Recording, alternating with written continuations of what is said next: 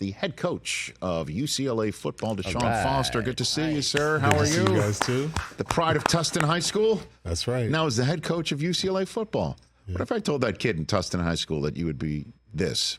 What would you have said? He would probably ask you what happened to his football career. Like, what? Interesting. Interesting. You might ask that, but, you know, I'm just blessed to be in this position and just thankful UCLA gave me an opportunity. That's pretty cool, right? Mm-hmm. Where were you when you found out Chip was going to Ohio State? When did that happen? I was actually golfing with my player development guy, Darrell Price. We were golfing and got the call and heard that coach was leaving. And were you shocked? Were you surprised by that? Yeah, I was shocked, most definitely. Did you get any indication that he was thinking about it? I mean, a little bit. So you did? Mm-hmm. Okay. And then... Just because he had interviewed other places before. Oh, that's right. He was interviewing with the Raiders. He was interviewing with some pro football teams, pretty much. Teams. But then when you heard he was staying in college, that surprised you too? No. Okay. No. Why did that not surprise you? Just because, you know, in our bowl game, he got to coach the quarterbacks. Mm-hmm.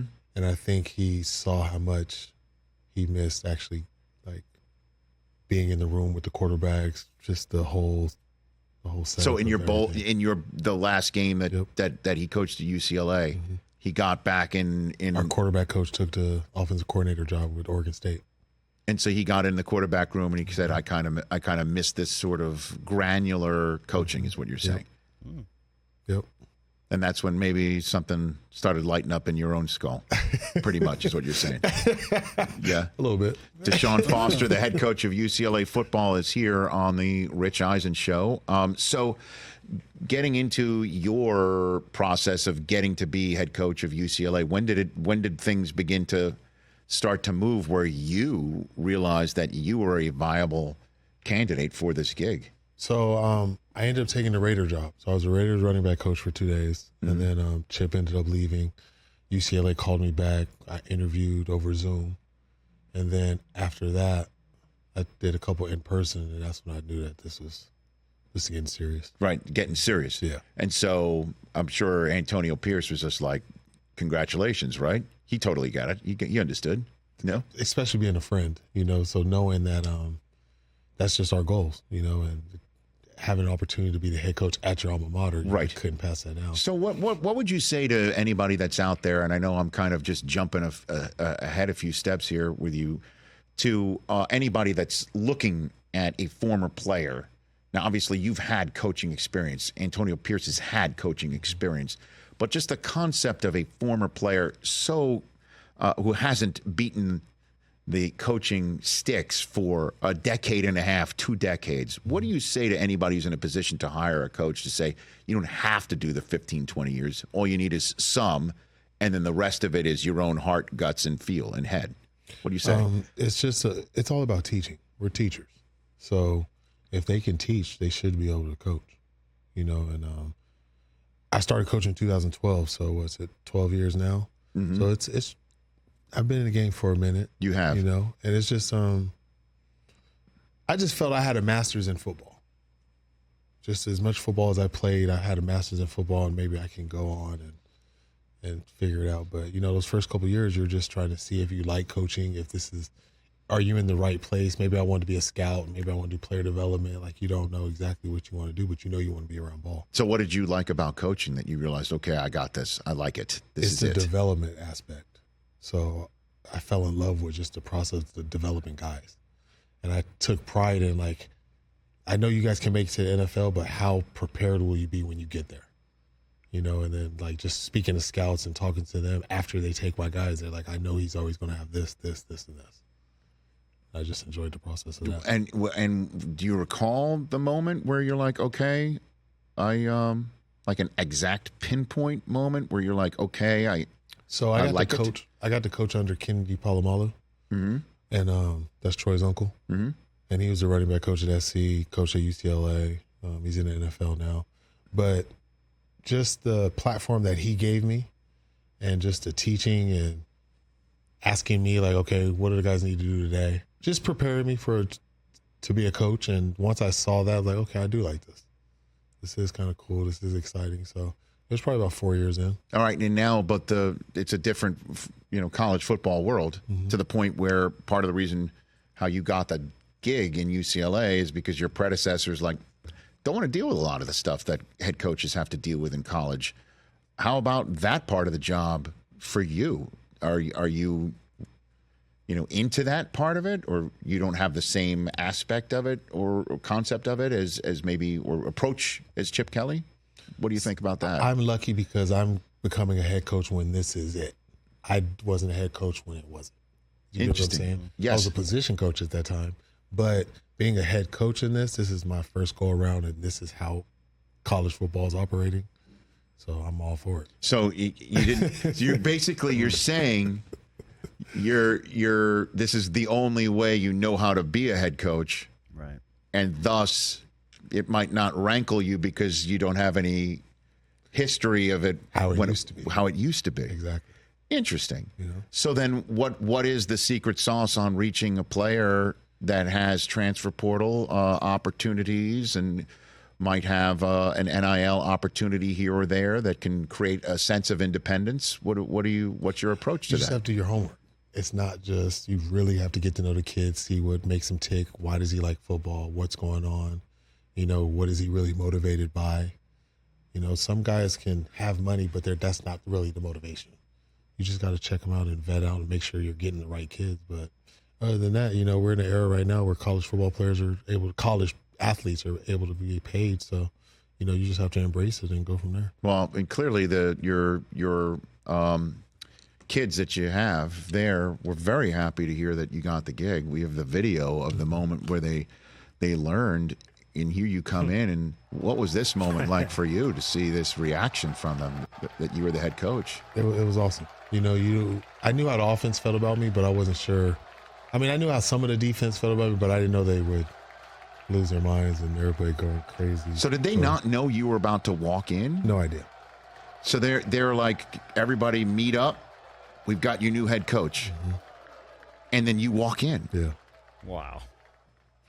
I saw that video. I thought just maybe they had an inkling that it was you, or some of them knew, or all of them knew it was going to be you, and they were just excited to physically see you. No, because all weekend they were texting me, and I just didn't give them anything.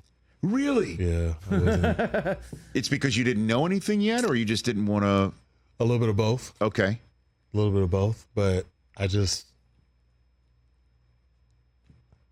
was trying to be cool about it. You wanted to relax and let's let this just And I know even now I kind of feel like you still want to be a little cool about it. You know what I mean? Like you are the HC of UCLA, and here I am going into the process of it. Like you are that guy. Yeah. So I understand that. I'm kind of picking up that vibe from you right now. But that is it's got to be cool, DeShaun. Yeah, it is. It's special. UCLA is a special place. And I think it takes Bruins to really understand how special it is. Why? Just because it's not everybody can go to UCLA. Not everybody has. And, for me, this isn't a stepping stone. This isn't I'm using this to get this job.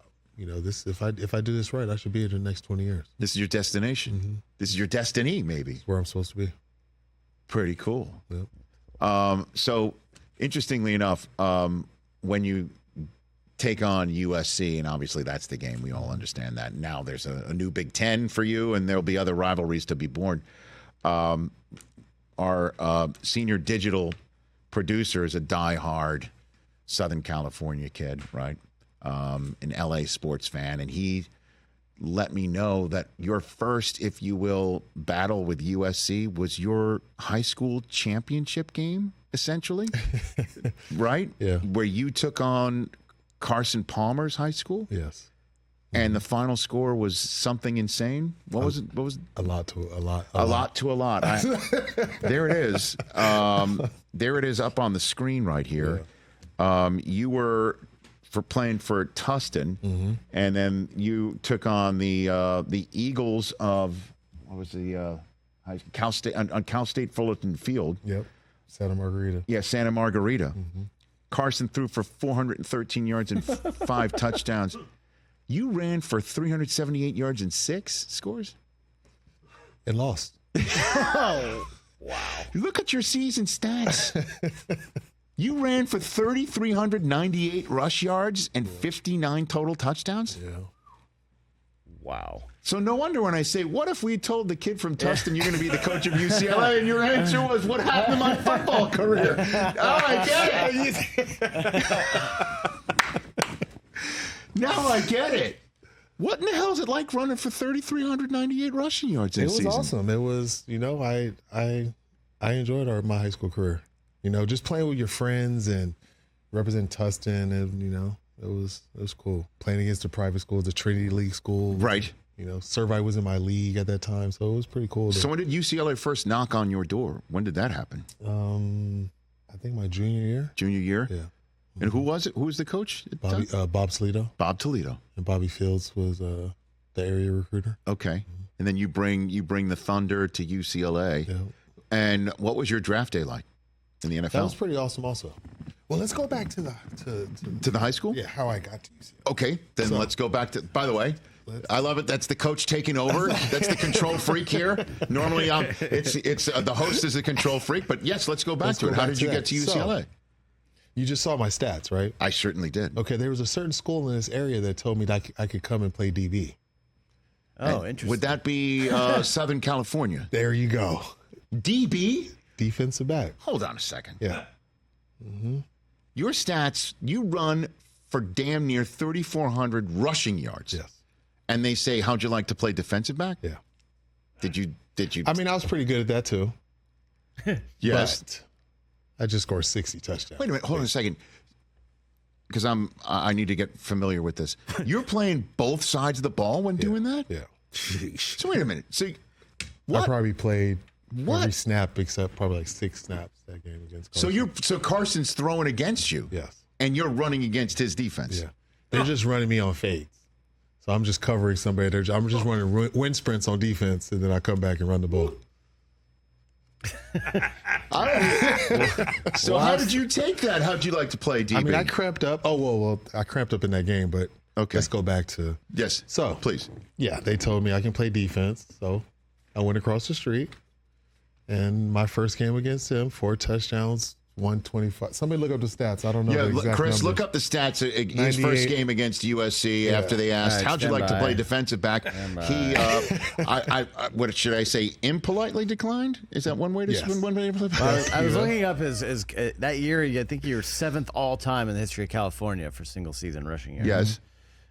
Your first game against USC in his game log. You got that over there, Chris? Bruins Yeah, won hold on. 34-17. got Sean, it? you had 4 touchdowns, 4-yard pass from Cape down, 1-yard run. Let's see here, a 65-yard run, and then he capped it off with a 1-yard run. And did you have any words for the opposing sideline? No, it was just Did you just flip the ball to the ref and went back? that's it. Really? It was at the Rose Bowl, so there wasn't much to be said. That's 15 carries, 117 yards, 3 touchdowns. And by the way, what a place! Obviously, I'm very biased with the Rose Bowl. Yeah. Very biased. You felt good just recently. I did. It felt good for Michigan to win a playoff game there. But I also covered Bo's last game there when USC beat Michigan. I've run my run at the Rose Bowl 3 years in a row. So I know what it likes to physically achieve. Right. If I may in say, the Rose Bowl. In the Rose Bowl. You Yes. got that, exactly. Exactly. But that is so cool. Wow. All right. Yeah. Now I know. So this goes way back, this rivalry. It's a little deep. Little deep. You are a perfect coach for the situation. But what was your draft day like? When It was awesome. where were you? I was at my agent's house. Okay. Dave Dunn, Athletes First. We were at his house. Yeah. I was born in Charlotte, so that was awesome. Just to get, How cool is that? exactly to get drafted back home, Right. And be able to play in front of my whole family because we were the only ones out of the state. So it was just amazing to be able to go back home. So who called you? Was it John Fox got on the John call Fox, Marty Herney, and Mr. Richardson. got on the phone. How'd you like to be a Carolina Panther? Yeah, it was pretty cool. But I kind of had a feeling that if I was there, I would go there. My running back coach, so Kelly Skipper was my running back coach in college. Yes. His dad was the running back coach for the Panthers. And he had kind of told, if I'm there, they're taking me. And Super Sunday. Let's go through this first. Well, I guess the NFC Championship game too, right? That was pretty huge in Philadelphia. Yep, it was. When everybody in Philadelphia thought that you were just a speed bump for their for them to go back for their to the Super rightful Bowl. ascent. Including Fred X. He thought that. UCLA's finest, Fred X. I love that. My favorite nickname for Freddie Mitchell that he named himself is Sultan of the Slot. Was my favorite. By the way, and Susie loved Freddie Mitchell. Loved Freddie Mitchell. You too, covering you guys back in the day. The Sultan of the Slot is my favorite. Fred X. But when he thanked his hands, that was the best. He thanked his hands. I forgot about that. So I want to thank my I want hands. to thank my hands. For And he was wearing that ridiculous outfit too when he said it. Now, what are you going to say to if one of your players thanks his hands? Now that you're the coach, how about now? Huh? We'll probably get in front of that. So we wouldn't even have, I think I could get in front of that. Would you bring Fred in to talk to your receivers? Most definitely. Heck yeah, you will. Yeah. There's Okay. a lot of knowledge that he can give. Of guys. course he can, but not just say don't thank you your hands. Just tell Fred to tell the kids do not thank your hands. Oh, but deliver like Fred X. Yes. And did he say to you before that game, like, hey, we're going to win? A couple. Okay. That's right, Freddie Mitchell. Fantastic. Coach, if you have a player who throws a 61-yard touchdown pass like Freddie did to Darrell over there, then I think you'd be okay with him thanking his hands, right? Most definitely. Okay. Most definitely. See? TJ bringing the noise and the information. And that was in the Rose Bowl. In the Rose Bowl. Remember, Freddie broke his leg earlier that year. Came back in the Rose Bowl and threw a touchdown pass to DP. Fantastic. It was awesome. I love it. What was it like running a 33-yard touchdown in the Super Bowl, though? Man, that was. Walk me through the play. Walk me through it here. So it was a little 2-minute. Ran a trap. You just fell down by 2 scores to start the second half, too. Yes. Uh-huh. So that's why we were in 2-minute. We're in 2-minute. Probably about 8 plays that we have off top that we can just run, all by numbers. Mm-hmm. We ended up calling a trap. I got the ball, came off the trap block. I made a move on the linebacker, and I was breaking to the left. Mm-hmm. Smitty and a safety are kind of running at each other. I didn't really want to make another lateral move, so I kind of just ran through Smitty and him, like split them. I didn't even use Smitty's block, and then it was off to the races. Yeah, look at Rodney Harrison trailing the play. And you just dove in. Yep. How cool is I that? believe I broke his forearm later on in the game. Oh, did you really? Just on a play. He went to tackle me, and I think it hit my knee. You can't one arm tackle DeShaun Foster. Not in the Super Bowl. Come on, now that's not in the Super Bowl. Right? Hell no. But I just knew that was Sports Illustrated. I just knew I was about to be on the cover. That was it right there. But if it wasn't for that guy named Tom Brady, that was our short first field too. We kicked it out of bounds. Oh my gosh! A few more minutes with you, man. I appreciate the time. Tell me something else that happened in that Super Bowl. Okay. Come on. Well, it was halftime. Yeah, It was, Janet. Janet. There you go. Let's get into that. That's it. We're good. That's all I just need to know. I need to know you guys knew. I didn't know. I honestly think no. Excuse me. That's I Houston. knew because that was big for us on NFL Network, DeShaun, because we had our first ever commercial Okay. ready to roll. Our first ever commercial for the Super Bowl, ready to roll, and the commercial was all the stars of the NFL. That you could think of, like Jerry Rice and T.O. and Bill Parcells and Jerry Jones, all sap, all singing Tomorrow from Annie. Because the idea for NFL Network, which was new, we were 11 weeks old, was tomorrow, everybody starts from scratch from the Super Bowl. Everybody is 0-0, all 32 teams, and NFL Network will cover it 365, 24/7. We're not just an in-season network. And we were all excited. We were all around a television set because the commercial was going to air as soon as the halftime show was over.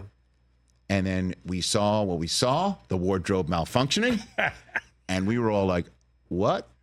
And nobody saw the commercial. It was the most rewound moment in the history of, at the time, TiVo was the device. Yes. It was TiVo's most rewound moment in its history.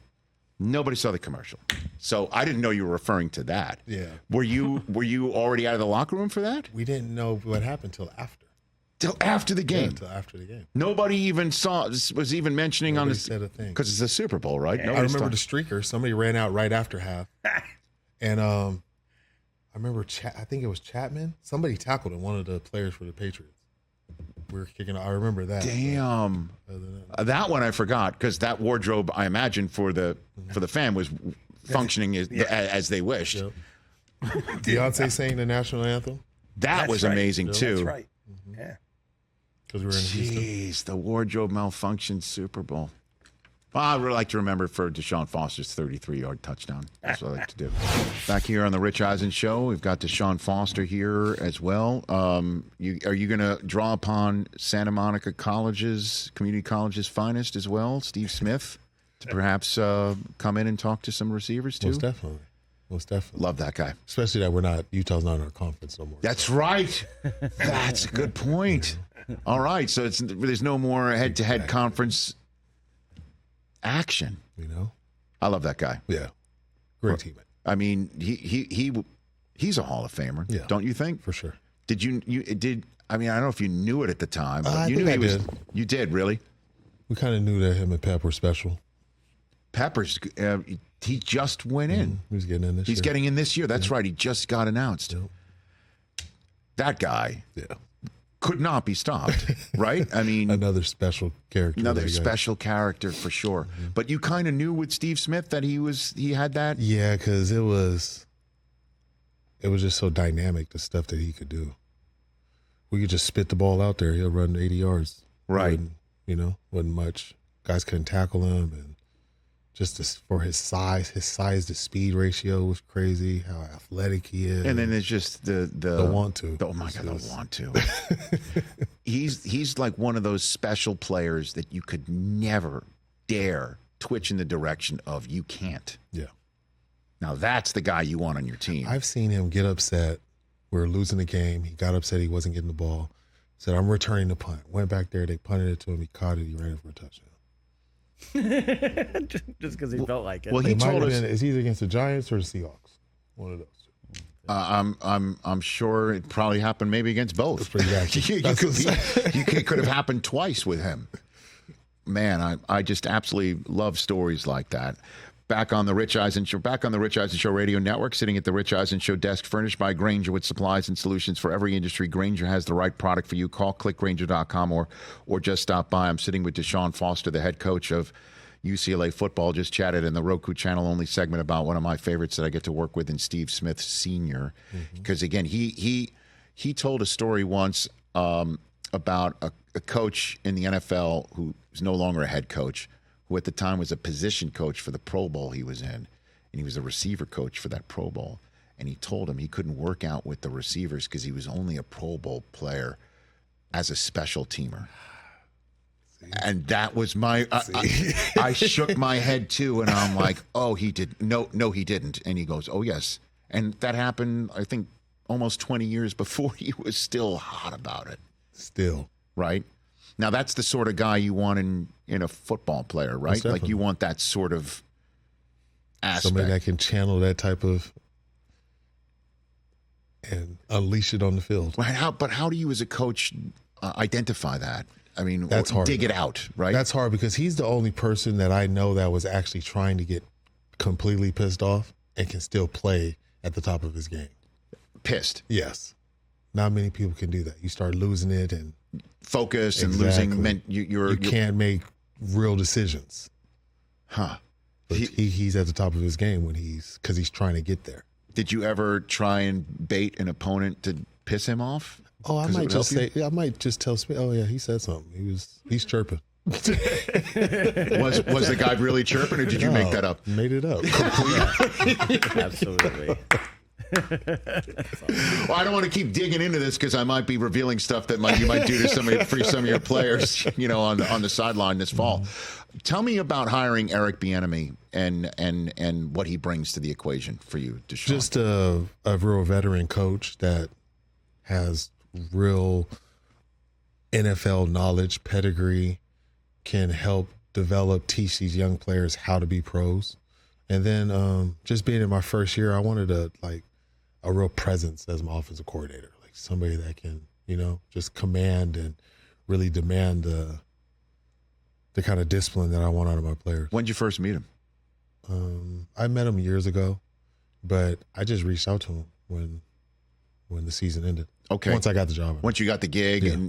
and he was going through post Commanders conversations for himself. Yep. Now, but I can see how a guy that once essentially MF'd Adrian Peterson while coaching him, to be straight up, to an 18, 19-year-old who, as transfer portal possibilities, might just look at somebody like him, hard coaching, and that might not be a mix.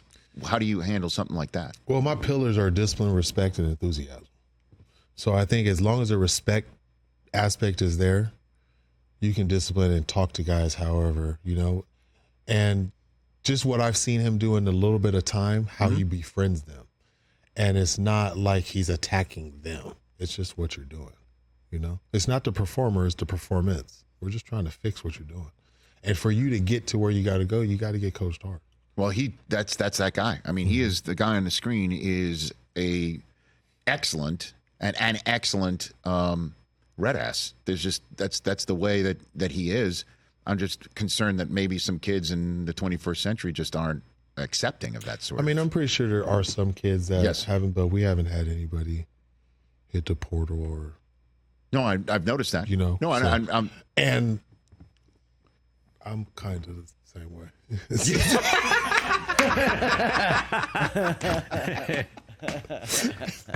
Okay, so there's a pod and there's two P's right there. It's the HC and the OC. Okay, fantastic. And then offensively, what is this team going to look like?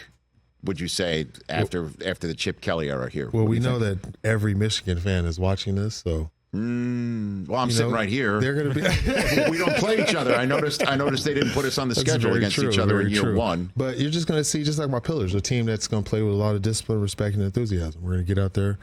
We're going to run the ball. We're going to throw passes. We're going to score touchdowns, and we're going to play hard. Okay. And your quarterback competition, is there one? What do you have there? Ethan Garbers is my starting quarterback. Okay, so there is no competition. No, he finished the year last year, came in the bowl game, won MVP. Sure. And he's just been trending ever since. I loved the way he approached spring, picked up the offense really well, commanded, So I just really wanted to see him just take the full leadership of learning a new offense and still be able to command your teammates. Okay. And he was able to do that. And Big Ten play, this is wild, isn't it? I mean, that this is happening here. Yeah, it's very sad that the Pac-12 it ended. Just the history of it. A lot of great players. Even this past year, what do we have? How many first-round quarterbacks came out of the Pac? 4? Yeah.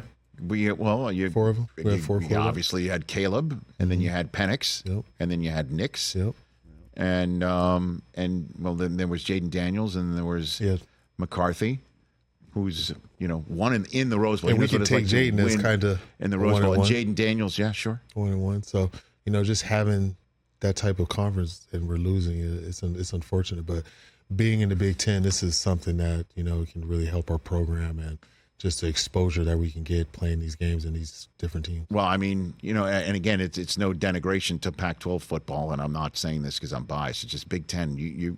There's a lot of people come run downhill and hit you in the mouth, and so that's the mentality that you're trying to instill. I'd imagine. Yeah, clearly, most right? definitely.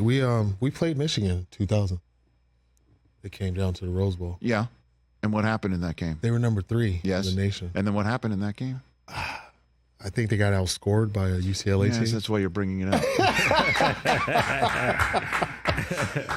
I also might have played in that game, too. Listen, I'm aware of what time it is, DeShaun. I know, I know what's happening here. I know what's happening here.